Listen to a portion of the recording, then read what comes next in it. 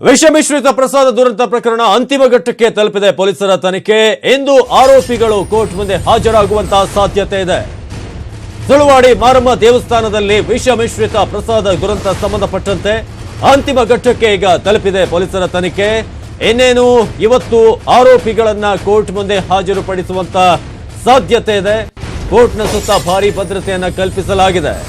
ಕೊಳ್ಳೇಗಾಲ ಕೋರ್ಟ್ಗೆ ಹಾಜರುಪಡಿಸಲಿದ್ದಾರೆ ಪೊಲೀಸರು. ಅಲ್ಲಿ ವಿಚಾರಣೆ ಆಗುತ್ತೆ. ಜೊತೆಗೆ ಇಮ್ಮಡಿ ಮಾದೇವ ಸ್ವಾಮಿ, ಮಾದೇಶ್, ಅಂಬಿಕಾ, ಅದೇ ರೀತಿಯಾಗಿ ಅರ್ಚಕ ದೊಡ್ಡಯ್ಯನನ್ನ ಕೋರ್ಟ್ಗೆ ಇವತ್ತು ಹಾಜರುಪಡಿಸಲಾಗುತ್ತೆ. ಕೋರ್ಟ್ನ ಸುತ್ತ ಭಾರಿ ಭದ್ರತೆಯನ್ನ ಕಲ್ಪಿಸಲಾಗಿದೆ. ಯಾಕಂದ್ರೆ ಇವರ ಮೇಲೆ ಈಗ ಗಂಭೀರವಾದಂತಹ ಆರೋಪ ಬಂದಿರೋದು. ಕೊಳ್ಳೇಗಾಲ ಡಿವೈಎಸ್ಪಿ ಕಚೇರಿಯ ಮುಂದೆ ಜನಜಂಗುಳಿ ಸೇರಿದೆ. ಡಿವೈಎಸ್ಪಿ ಕಚೇರಿ ಕೋರ್ಟ್ ಸುತ್ತಮುತ್ತ ಈಗ ಪೊಲೀಸರ ಭದ್ರತೆಯನ್ನ ಹೆಚ್ಚಿಸಲಾಗಿದೆ.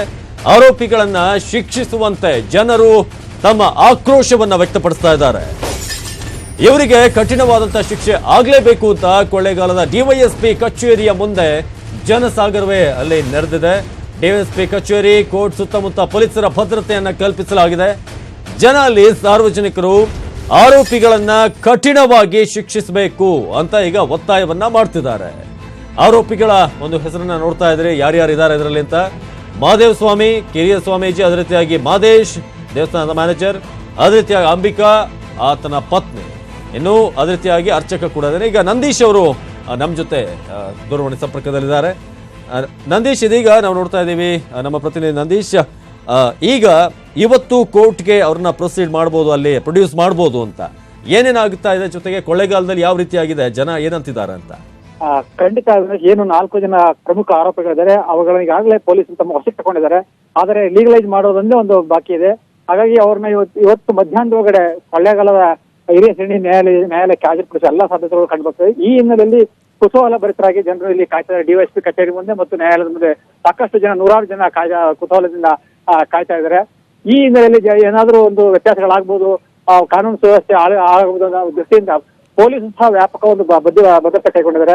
4 DAR ವ್ಯಾನ್ಗಳನ್ನ ನ್ಯಾಯಾಲಯ ಮತ್ತು ಕೊಳ್ಳೇಗಾಲ ಡಿವೈಎಸ್ಪಿ ಕಚೇರಿ ಮುಂದೆ ನಿಯೋಜಿಸಿದ್ದಾರೆ. ವ್ಯಾಪಕ ಪೊಲೀಸ್ ಬಂದೋಬಸ್ತ್ ಮಾಡಲಾಗಿದ್ದು, ಆರೋಪಿಗಳನ್ನ ಕರ್ತವ್ಯಕ್ಕೆ ಎಲ್ಲ ಸಿದ್ಧತೆಗಳನ್ನು ಕೈಗೊಂಡಿದ್ದಾರೆ. ಅವಿನಾಶ್, ಅದೇ ರೀತಿಯಾಗಿ ಈಗ ಜನ ಬಹಳಷ್ಟು ಕಠಿಣ ಶಿಕ್ಷೆ ಆಗ್ಬೇಕು ಅಂತೆಲ್ಲ ಹೇಳ್ತಾ ಇದ್ದಾರೆ. ಸೊ ಈಗ ತನಿಖೆ ಹಂತ ಒಂದು ಅಂತಿಮ ಹಂತಕ್ಕೆ ಬಂದಿರೋದ್ರಿಂದ ಒಂದು ಎಷ್ಟೊತ್ತಿಗೆ ಒಂದು ಎಕ್ಸ್ಪೆಕ್ಟ್ ಮಾಡ್ಬೋದು ಅವ್ರು ಬರೋದು? ಜೊತೆಗೆ ಜನರನ್ನ ಕಂಟ್ರೋಲ್ ಮಾಡೋಕೆ ಯಾವ ರೀತಿಯ ಭದ್ರತೆ ಇದೆ ಅಂತ? ಖಂಡಿತ. ಯಾಕೆಂತಂದ್ರೆ ಈ ಒಂದು ಪ್ರಕರಣ ನಡೆದು 6 ದಿನಗಳಾಯ್ತು. ಪೊಲೀಸರು 6 ದಿನಗಳಾದ್ರೂ ಆರೋಪಿಗಳನ್ನ ಬಂಧಿಸುವಲ್ಲಿ ವಿಫಲರಾಗಿದ್ದಾರೆ ಅನ್ನೋ ಒಂದು ಆರೋಪ ಕೇಳ್ಬರ್ತಾ ಇತ್ತು. ಹಾಗಾಗಿ ನಿನ್ನೆ ಒಂದು ತಾರ್ಕಿಕ ಹಂತಕ್ಕೆ ಬಂದಿತ್ತು ಈ ಪೊಲೀಸ್ ತನಿಖೆಯ. 5 ಏನು ಪ್ರಮುಖ ಆರೋಪಿಗಳಿದ್ದಾರೆ ಅವ್ರನ್ನ ಬಂಧಿಸುವಂತಹ ಒಂದು ವಶಕ್ಕೆ ತೆಗೆದುಕೊಂಡು ವಿಚಾರಣೆ ಮಾಡುವಂತಹ ಒಂದು ಕಾರ್ಯ ನಡೆದಿತ್ತು. ಈ ಹಿನ್ನೆಲೆಯಲ್ಲಿ ಏನು ರಾಜಕೀಯ ಒತ್ತಡ ಬರ್ತಾ ಇದೆ ಪೊಲೀಸರಿಗೆ. ನಾನು ಮಾತಾಡ್ತೀನಿ ನಿಮ್ಮ ಹತ್ರ. ಈಗ ಒಂದು ಬ್ರೇಕಿಂಗ್ ನ್ಯೂಸ್ ಬರ್ತಾ ಇದೆ. ಪ್ರಸಾದಕ್ಕೆ ವಿಷವನ್ನ ಹಾಕಿದ್ದು ನಾನೇ ಅಂತ ಪೊಲೀಸರ ಎದುರು ತಪ್ಪೊಪ್ಪಿಗೆ. ಇದೀಗ ಬರ್ತಿರುವಂತಹ ಮೇಜರ್ ಬ್ರೇಕಿಂಗ್ ನ್ಯೂಸ್ ಇದು. ಪೊಲೀಸರ ಎದುರು ತಪ್ಪೊಪ್ಪಿಗೆ ಆಗಿದೆ. ನಾನೇ ವಿಷವನ್ನ ಹಾಕಿರೋದು ಅಂತ ಆರೋಪಿ ದೊಡ್ಡಯ್ಯ ಒಪ್ಪಿಕೊಂಡಿದ್ದಾನೆ. ಆ ಮೂಲಕ ಈ ಪ್ರಕರಣದಲ್ಲಿ ದೊಡ್ಡ ಪ್ರಶ್ನೆ ಆಗಿತ್ತು, ಯಾರು ವಿಷವನ್ನ ಹಾಕಿರೋದು ಅಂತ. ಈಗ ಪ್ರಸಾದಕ್ಕೆ ವಿಷವನ್ನ ಹಾಕಿರೋದು ನಾನೇ ನನ್ನ ಕೈಯಾರೆ ವಿಷವನ್ನ ಹಾಕಿದೆ ಅಂತ ಪೊಲೀಸರ ಎದುರು ತಪ್ಪನ್ನ ಒಪ್ಕೊಂಡಿರೋದು. ಅಲ್ಲಿ ನಾಗರಕೋಯಿಲ್ನ ಅರ್ಚಕ ದೊಡ್ಡಯ್ಯ, ಆತನ ಮೇಲೆ ಆರೋಪ ಇತ್ತು, ಈ ವ್ಯಕ್ತಿಯೇ ವಿಷವನ್ನ ಬೆರೆಸಿರೋದು ಅಂತ. ಪ್ರಸಾದಕ್ಕೆ ವಿಷವನ್ನ ಹಾಕಿರೋದು ನಾನೇ ಅಂತ ಈಗ ಪೊಲೀಸರ ಮುಂದೆ ವಿಚಾರಣೆಯ ಸಂದರ್ಭದಲ್ಲಿ ದೊಡ್ಡಯ್ಯ ಒಪ್ಕೊಂಡಿರೋದು ಗೊತ್ತಾಗಿದೆ. ಪೊಲೀಸರ ಎದುರು ಬಹಳ ಪ್ರಮುಖವಾದಂತ ಒಂದು ತಪ್ಪೊಪ್ಪಿಗೆ ಇದು. ತಪ್ಪನ್ನ ಮಾಡಿರೋದನ್ನ ಆರೋಪಿ ದೊಡ್ಡಯ್ಯ ಈಗ ಸ್ವತಃ ತಾನೇ ಒಪ್ಪಿಕೊಂಡಿದ್ದಾನೆ. ನಂದೀಶ್ ಈ ಬಗ್ಗೆ ಹೆಚ್ಚಿನ ಮಾಹಿತಿಯನ್ನು ಕೊಡ್ತಾರೆ. ನಂದೀಶ್, ಇದೀಗ ದೊಡ್ಡಯ್ಯ ತಾನು ತಪ್ಪನ್ನ ಒಪ್ಕೊಂಡಿದ್ದಾನೆ ಅಂತ, ನಾನೇ ಹಾಕಿರೋದು ವಿಷ ಅಂತ. ಖಂಡಿತ. ಏನು ದೊಡ್ಡಯ್ಯ ಇದ್ದಾನೆ, ನಾಗರಕೋಯಿಲ್ ದೇವಸ್ಥಾನದ ಒಂದು ಅರ್ಚಕ. ಏನು ಇವಾಗ ಘಟನೆ ನಡೀತು ಸುಳ್ವಾಡಿ ಮಾರಮ್ಮನ ದೇವಸ್ಥಾನದ ಹಿಂಭಾಗದಲ್ಲಿರ್ತಕ್ಕಂಥ ಒಂದು ದೇವಾಲಯ ನಾಗರಕೋಯಿಲ್ ಅಂತ. ಅದು ಇಮ್ಮಡಿ ಮಹಾದೇವ ಸ್ವಾಮಿಗಳ ಒಂದು ವ್ಯಾಪ್ತಿಗೆ ಬರುತ್ತೆ. ತಾನು ಅಲ್ಲಿ ಪೂಜೆ ಮಾಡ್ಕೊಂಡಿರ್ತೀನಿ ಅಂತ ಇವ್ರನ್ನ ಅವ್ರನ್ನ ಕೇಳ್ಕೊಂಡಿದ್ದ. ಹಾಗಾಗಿ ಪೂಜೆಗೆ ಅವನಿಗೆ ಅವಕಾಶ ಕಲ್ಪಿಸ್ಬಿಡಿ, ಸ್ವಾಮೀಜಿ ಏನಿದ್ದಾರೆ ಕಲ್ಪಿಟ್ಟು ಅವರು ಅವಕಾಶ ಕೊಟ್ಟಿದ್ರು. ಹಾಗಾಗಿ ಅವ್ರನ್ನ ಮಾತ್ರ ಕೇಳಿ ಇವನು ಒಂದು ವಿಷಯವನ್ನು ಹಾಕಿದ್ದೇನೆ ಅಂತ ಹೇಳಿ ಬಾಯ್ಬಿಟ್ಟಿದ್ದಾರೆ.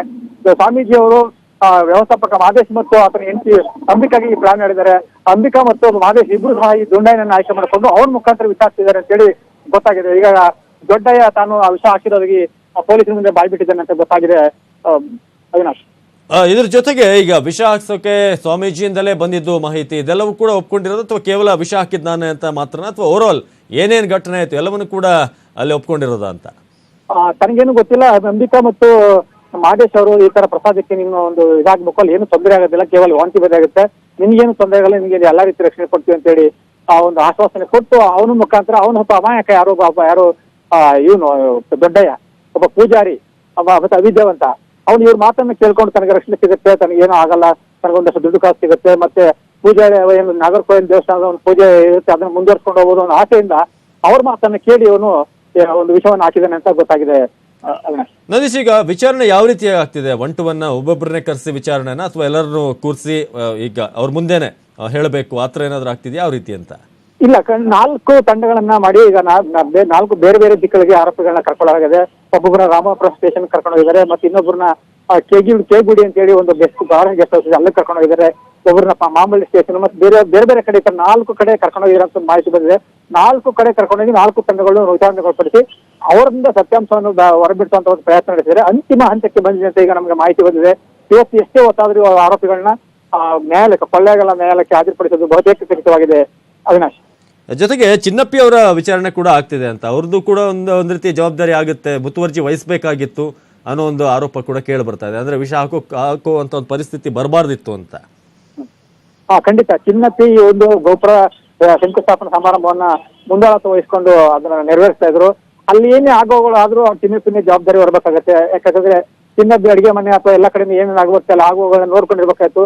ಅದ್ರಲ್ಲಿ ನಿರ್ಲಕ್ಷ್ಯ ವಹಿಸಿದ್ದಾರೆ. ಅವ್ರದ್ದು ವಿಷ ಹಾಕೋದ್ರಲ್ಲಿ ಪಾತ್ರ ಇಲ್ಲದಿದ್ರು ಅಲ್ಲಿ ಏನು ನಡೆದಿರುತ್ತೆ ಕಷ್ಟ ಸುಖಗಳು ಅಥವಾ ಏನು ಆಗುವಗಳು ಅದಕ್ಕೆ ಅವ್ರ ಜವಾಬ್ದಾರಿ ಹೊರಬೇಕಾಗುತ್ತೆ ಅನ್ನೋ ಕಾರಣಕ್ಕೆ ಅವ್ರ ಮೇಲೆ ನಿರ್ಲಕ್ಷ್ಯದ ಆರೋಪದ ಮೇಲೆ ಅವ್ರನ್ನ ವಶಕ್ಕೆ ತೆಗೆದುಕೊಂಡು ವಿಚಾರಣೆ ನಡೆಸಿದ್ದಾರೆ. ಅವರನ್ನು ಸಹ ಬಂಧಿಸಿ ಒಂದು ಹಾಜರುಪಡಿಸುವ ಸಾಧ್ಯತೆಗಳು ಕಂಡು ಬರ್ತಾ ಇದೆ. ಎಸ್ ನಂದೀಶ್, ಈಗ ಗ್ರಾಮದ ಜನರಲ್ಲಿ ಈ ಸುದ್ದಿ ಯಾವಾಗ ಬರಕ್ ಶುರು ಆಯ್ತು ಅಲ್ಲಿ ಯಾವ ರೀತಿಯಾದಂತ ಚರ್ಚೆಗಳಾಗ್ತಾ ಇದೆ? ಜನ ಏನ್ ಮಾತಾಡ್ಕೊಡ್ತಿದ್ದಾರೆ? ಈಗ ಅದು ದೊಡ್ಡಯ್ಯ ಈಗ ಮಾಡಿರೋದು ಒಪ್ಕೊಂಡ ನಂತರ ಯಾವ ರೀತಿಯಾಗಿರ್ಬೋದು ರಿಯಾಕ್ಷನ್ ಅಂತ ಅಲ್ಲಿಂದ ಜನರದ್ದು? ಖಂಡಿತ ಏನಂತಂದ್ರೆ ಅಲ್ಲ, ಸುಳ್ವಾಡಿ ಮತ್ತು ಸುತ್ತಮುತ್ತಲ ಜನರು ಮೊದಲೇ ಒಂದು ಸಂಶಯ ಪಟ್ಟಿದ್ರು ಈ ಸ್ವಾಮೀಜಿ ಮೇಲೆ ಮತ್ತು ವ್ಯವಸ್ಥಾಪಕ ಮಾದೇಶ್ ಮತ್ತು ಆತನ ಪತ್ನಿ ಅಂಬಿಕಾ ಮೇಲೆ ಇವರು 3 ಜನ ಮೇಲೆ ಒಂದು ವ್ಯಾಪಕವಾದ ಅನುಮಾನ ಆಯ್ತು. ಇವರ ನಡೆನುಡಿಗಳು ಮತ್ತು ಅಲ್ಲಿ ಇವರ ಒಂದು ವಾತಾವರಣ ನೋಡಿ ಈ ಸ್ವಾಮೀಜಿ ಸರಿ ಇಲ್ಲ, ಏನೇನ್ ಬೇಕಾದ್ರೂ ಮಾಡಬಹುದು, ಮತ್ತೆ ಇವ್ರ ಕಿತ್ತಾಟಗಳು ನೋಡಿ ಈ ಸ್ವಾಮೀಜಿ ಬಗ್ಗೆ ಅಪನಂಬಿಕೆ ಇತ್ತು, ಮತ್ತೆ ಇವರಿಬ್ಬರ ನಡುವೆ ಅಪನಂಬಿಕೆ ಇತ್ತು. ಹಾಗಾಗಿ ಜನರಿಗೆ ಮೊದಲೇ ಗೊತ್ತು ಇವರೇ ಮಾಡಿರ್ಬೋದು ಅಂತ ಮಾತಾಡ್ಕೊಳ್ತಾ ಇದ್ರು. ಇವತ್ತು ಅದು ನಿಜವಾಗಿದೆ. ನಿಜಕ್ಕೂ ಜನ ಇವತ್ತು ಆಕ್ರೋಶ ವ್ಯಕ್ತಪಡಿಸಿದ್ದಾರೆ. ಆರಮ್ಮ ಅವ್ರಿಗೆ ತಕ್ಕ ಶಿಕ್ಷಣ ಕೊಟ್ಟಿದ್ದಾಳೆ, ಅವ್ರಿಗೆ ಕಠಿಣ ಶಿಕ್ಷೆ ಆಗ್ಬೇಕು ಅನ್ನೋ ಮಾತುಗಳನ್ನ ಅಲ್ಲಿ ಸುಳ್ವಾಡಿ ಮತ್ತು ಸುತ್ತಮುತ್ತಲ ಜನರು ಹೇಳ್ತಾ ಇದ್ದಾರೆ. ಅವಿನಾಶ್, ಅದೇ ರೀತಿಯಾಗಿ ಅವ್ರ ಮಕ್ಕಳು ಕೂಡ ಮಾತಾಡ್ತಾ ನಮ್ಮ ಹತ್ರ ಹೇಳ್ತಾ ಇದ್ರು ದೊಡ್ಡಯ್ಯನ ಪಾತ್ರವೂ ಕೂಡ ಇದೆ ಅಂತ. ನೀವು ಹೇಳಿದ್ರಿ ಅಮಾಯಕ ಅಂತ, ಆದ್ರೆ ಆತರ ವ್ಯಕ್ತಿಗೂ ಕೂಡ ಏನೋ ಒಂದು ಜಿದ್ದಿತ್ತು ಅಂತ ಸಂತೋಷ್ ಮತ್ತೆ ಲೋಕೇಶ್ ಅವ್ರು ಮಾತಾಡ್ತಾ ಕೂಡ ಹೇಳ್ತಾ ಇದ್ರು ಅಂತ. ಒಂದು ವೇಳೆ ಆತ ಉದ್ದೇಶಪೂರ್ವಕವಾಗಿ ಹಾಕಿದ್ರೆ ಇನ್ನಷ್ಟು ದೊಡ್ಡ ಇದಾಗ್ಬೋದು ಅಂತ ಒಪ್ಕೊಂಡಾಗ. ಖಂಡಿತ ಅವ್ರ ಮಕ್ಕಳು ಹೇಳೋ ಪ್ರಕಾರ ಏನಂತಂದ್ರೆ ಈ ಒಂದು ದೇವಸ್ಥಾನದ ಹಿಂಭಾಗ ನಾಗರಕೋಯಿಲ್, ನನಗಾಗಲೇ ನಾಗರಕೋಯಿಲ್ ದೇವಸ್ಥಾನ ಅಂತ ಒಂದು ಹೇಳಿದೆ, ಆ ದೇವಸ್ಥಾನದ ಒಂದು ಪೂಜೆ ಹಕ್ಕನ್ನ ಈ ಸ್ವಾಮೀಜಿ ಒಂದು ದೊಡ್ಡಯ್ಯನ ಕೊಟ್ಟಿದ್ರು. ಆ ಒಂದು ಕೃತಜ್ಞತೆಗೋಸ್ಕರ ಇವನು ಸ್ವಾಮೀಜಿ ಹೇಳ್ದಂತ ಸೇರ್ಕೊಂಡಿದ್ದ. ಅವನು ಸ್ವಾಮೀಜಿ ಬಣಕ್ಕೆ ಸೇರ್ಕೊಂಡಿದ್ದ, ಈ ಚಿನ್ನಪ್ಪಿ ಅವ್ರ ಬಣಕ್ಕೆ ವಿರುದ್ಧವಾಗಿದ್ದ. ಹಾಗಾಗಿ ತಮ್ಮನ್ನು ಕಂಡ್ರೆ ಆಗ್ತಾರಲ್ಲ ಅಂತ ಹೇಳಿ ಚಿನ್ನಪ್ಪಿ ಅವ್ರ ಮಕ್ಕಳು ಲೋಕೆ ಅವರು ಹೇಳ್ತಾ ಇದಾರೆ. ಅಂದ್ರೆ ದೊಡ್ಡಯ್ಯನಿಗೆ ಒಂದು ಅವಕಾಶ ಬೇಕಿತ್ತ ಈ ರೀತಿಯಾಗಿ ಸೇಡ್ ತೀರ್ಸ್ಕೊಳಕ್ಕೆ? ಇದು ನನ್ಗೂ ಒಂದು ಅವಕಾಶ ಆಯ್ತು ಸ್ವಾಮೀಜಿ ಹೇಳಿದ್ದು ಅಂತ? ಇಲ್ಲ, ಆ ತರದ್ದು ಏನು ಕಂಡಿಲ್ಲ. ಸ್ವಾಮೀಜಿ ಪರ ಕೆಲಸ ಮಾಡ್ಬೇಕು ಅಷ್ಟೇ. ಅವನು ಸ್ವಾಮೀಜಿ ತನಗೊಂದು ಅವಕಾಶ ಕೊಟ್ಟಿದ್ರು, ಪೂಜೆ ಮಾಡೋದಕ್ಕೆ ತನಗೊಂದು ಬದುಕಿಗೆ ಅವಕಾಶ ಮಾಡಿಕೊಟ್ಟಿದ್ರು, ಆ ದೇವಾಲಯದಲ್ಲಿ ತನ್ನ ಜೀವನ ರೂಪಿಸ್ಕೊಳ್ಳಕ್ಕೆ ಅಂತೇಳಿ ಆ ಸ್ವಾಮೀಜಿ ಬಗ್ಗೆ ಒಂದು ಕೃತಜ್ಞತೆ ಇತ್ತು. ಅದಕ್ಕೋಸ್ಕರ ಅವ್ರು ಹೇಳಿದ ಕೆಲಸವನ್ನ ಚಾಚು ತಪ್ಪದನ್ನ ಮಾಡಿದ್ದಾನೆ ಅನ್ನೋದು ಮೇಲ್ನೋಟಕ್ಕೆ ಕಂಡು ಬರ್ತಾ ಇದೆ. ಎಸ್ ನಂದೀಶ್, ಧನ್ಯವಾದ ಮಾಹಿತಿ ಕೊಡ್ತಾ ಇದ್ರು ನಂದೀಶ್. ಏನೇನು ಆಗ್ತಾ ಇದೆ ಸದ್ಯಕ್ಕೆ ಅಂತ. ಒಂದ್ ಕಡೆ ಕೊಳ್ಳೇಗಾಲದಲ್ಲಿ ಡಿವೈಎಸ್ಪಿ ಕಚೇರಿ ಏನಿದೆ, ಅದೇ ರೀತಿಯಾಗಿ ಕೋರ್ಟ್ನ ಸುತ್ತಮುತ್ತ ಜನ ಅಲ್ಲಿ ಸೇರಿದ್ದಾರೆ. ಇನ್ನೊಂದು ಕಡೆ ಈಗ ತಪ್ಪುಕೊಂಡಿರೋದು ದೊಡ್ಡಯ್ಯ, ನಾನೇ ವಿಷಯವನ್ನ ಹಾಕಿರೋದು, ನನಗೇನು ವಿಚಾರ ಇತ್ತು ಹಾಕ್ಬೇಕು ಅಂತ ಹೇಳಿದ್ರು, ಅದನ್ನ ನಾನು ಮಾಡಿದ್ ಹೌದು ಅಂತ ಈಗ ಪೊಲೀಸರ ವಿಚಾರಣೆ ಸಂದರ್ಭದಲ್ಲಿ ದೊಡ್ಡಯ್ಯ ಈಗ ವಿಷ ಹಾಕಿದ್ದು ನಾನೇ ಅಂತ ಒಪ್ಕೊಂಡಿರೋದು ಬಹಳ ಪ್ರಮುಖವಾದಂತಹ ವಿಚಾರ ಇದು. ಯಾಕಂದ್ರೆ ಇದುವರೆಗೆ ಕೇವಲ ಒಂದು ರೀತಿಯಾಗಿ ಆರೋಪದ ರೀತಿಯಾಗಿತ್ತು, ಆದ್ರೆ ಈಗ ಪೊಲೀಸರ ಎದುರು ನಾನೇ ವಿಷ ಹಾಕಿದ್ದು ಅಂತ ಈ ವ್ಯಕ್ತಿ ಒಪ್ಕೊಂಡಿದ್ದಾನೆ ಅನ್ನೋದು ಮಾಹಿತಿ ನಮಗೆ ಸಿಗ್ತಾ ಇರೋದು. ಆ ಮೂಲಕ ಪ್ರಕರಣದಲ್ಲಿ ಒಂದು ದೊಡ್ಡ ಟ್ವಿಸ್ಟ್ ಸಿಕ್ಕಿದೆ ಈಗ. ಅದಾದ ನಂತರ ಆತ ಏನೇನೆಲ್ಲ ಬಾಯ್ ಬಿಟ್ಟಿದ್ದಾನೆ, ಸ್ವಾಮೀಜಿಯ ವಿಚಾರ ಇರಬಹುದು, ಅದೇ ರೀತಿಯಾಗಿ ಮಾದೇಶ್ ಮತ್ತು ಆತನ ಪತ್ನಿ ಅಂಬಿಕಾ ಎಲ್ಲರೂ ಕೂಡ ಏನೇನು ಹೇಳಿದಾನೆ ಅವ್ರ ಬಗ್ಗೆ, ಅದೆಲ್ಲವೂ ಕೂಡ ಈಗ ಬಹಳ ಪ್ರಮುಖ ಪಾತ್ರವನ್ನು ವಹಿಸುತ್ತೆ ಹೇಳಿಕೆಗಳು. ಅದೇ ರೀತಿಯಾಗಿ ಇತ್ತ ವಿಚಾರಣೆ ಸಂದರ್ಭದಲ್ಲಿ ಯಾಕೆ ಇಷ್ಟರ ಮಟ್ಟಿಗೆ ಹೋಯ್ತಿದ್ದು, ಕೊಲೆ ಮಾಡುವಂತ ಉದ್ದೇಶ ಇತ್ತ ಅಥವಾ ಕೇವಲ ಆರೋಗ್ಯವನ್ನ ಹದಗೆಡಿಸುವಂತ ಪ್ಲಾನ್ ಇತ್ತ ಇವ್ರದ್ದು ಅಂತ, ಇದೆಲ್ಲವೂ ಕೂಡ ಇನ್ನಷ್ಟೇ ಗೊತ್ತಾಗಬೇಕಾಗಿದೆ.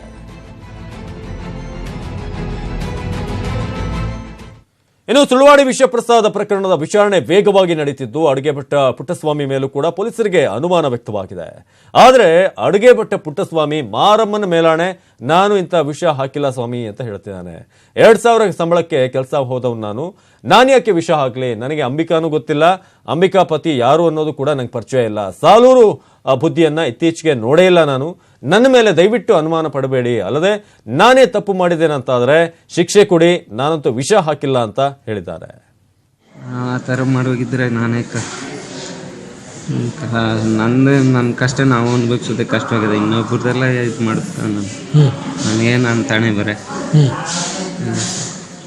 ನಾನೇ 2,000 ಸಂಬಳಕ್ಕೆ ಹೋಗಿ ದೇವಸ್ಥಾನ ಕೆಲಸ ಮಾಡ್ಕೊಂಡು ನಾನು ಆ ಥರ ಮಾಡ್ತಾ ಇರ್ತೀನಿ. ಮತ್ತು ಅವರೆಲ್ಲ ಯಾಕೆ ನಿಮ್ಮ ಹೆಸರು ಹೇಳ್ತಿದ್ದಾರೆ? ಅವರು ಯಾರು ಅಂಬಿಕಾ ಅವರು ಮತ್ತು ಎಲ್ಲ ಕೆಲವರೆಲ್ಲ ನಿಮ್ಮ ಹೆಸರು ಯಾಕೆ ಹೇಳ್ತಾರೆ? ಈಗ ಪೊಲೀಸವ್ರ ಮುಂದೆ ಹೇಳಿದ್ದಾರೆ ಯಾಕೆ ಗೊತ್ತಿಲ್ಲ ಸರ್. ತಪ್ಪು ಮಾಡಿದ್ರು ಶಿಕ್ಷೆ ಆಗಲ್ಲ ಎಲ್ಲರಿಗೂ. ಯಾರೇ ತಪ್ಪು ಮಾಡಿದ್ರು ಆಗುತ್ತೆ. ಏನು ಶಿಕ್ಷೆ ಆಗಬೇಕು? ನಾನೇ ತಪ್ಪು ಮಾಡಿದ್ರು ನನಗೆ ಆಗುತ್ತೆ. ಇವಿಷ್ಟು ಹೊತ್ತಿನ ಪ್ರಮುಖ ಸುದ್ದಿ. ನೋಡ್ತಾ ಇರಿ ನ್ಯೂಸ್ 18 ಕನ್ನಡ. ಜಾಲ ನಮ್ಮದು, ಬಲ ನಿಮ್ಮದು.